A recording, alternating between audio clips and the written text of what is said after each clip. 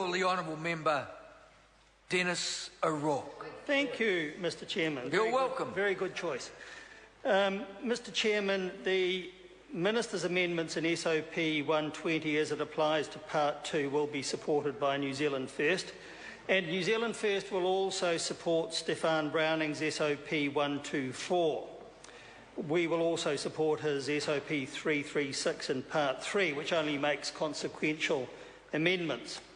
As he points out, the bill allows many life forms to be subject to patentability, and this should not be the case. We agree with the reasons that he gives for that, most particularly because it may encourage piracy of some of New Zealand's indigenous flora and fauna, turning life forms into commodities to be used for profit. And there is also the problem of the creation of barriers to scientific research it may create, and we think that's a very significant issue, because it's not in the interests of any country at all that scientific research should be inhibited in any way whatsoever. And that is possibly an unintended effect of the bill, but it's one which we take very seriously.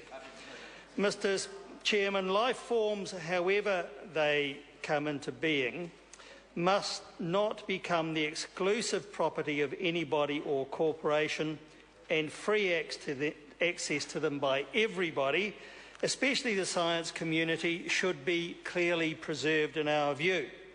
As a matter of principle, nobody invents life forms, no matter how they may be discovered, manipulated or used. They are not actually invented. Even if a life form can be altered to display different characteristics to similar forms found in nature, this is still not an act of invention by humans.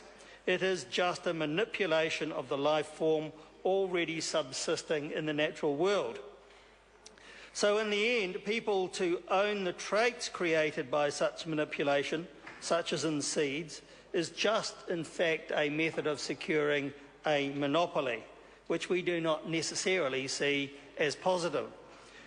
This must not be allowed or encouraged. It's sufficient that those who create such traits will have a head start in exploiting them.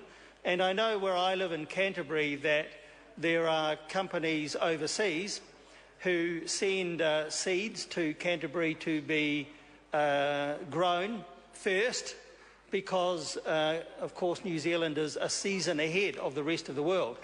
And having then grown them and reproduced them, they can be used very quickly in other parts of the world. So that's the advantage which they would have from them. So there's no need for them to be patented. In fact, it's better that they should become as widely available as possible in due course for the potential benefit to all humankind. As Mr Browning points out, the bill only prohibits some life forms from patentability. It says, for example, that human tissue cannot be patented, whether for treatment or therapy purposes or other such purposes. And plant varieties are also not patentable, but are protected under the Plant Varieties Act. The definition of that term in that Act means that there are still many life forms not covered. Therefore, a more comprehensive provision we think is needed to prevent patents for living life forms. Therefore, the Browning Amendment would not compromise the development of exclusivity relating to products such as Zespri, which have the protection of the Plant Varieties Act and of international agreements. And concerning the development of new, that is changed, microorganisms for commercial use, such as in the development of biofuels, while not covered by the Plant Varieties Act, and while such developments may become commercially valuable, that does not itself justify patentability and does not in the end undermine New Zealand's commercial interests in using such organisms, because the value of them would be in the economic advantage and New Zealand's economic advantage, such as climate advantage, in producing and marketing them.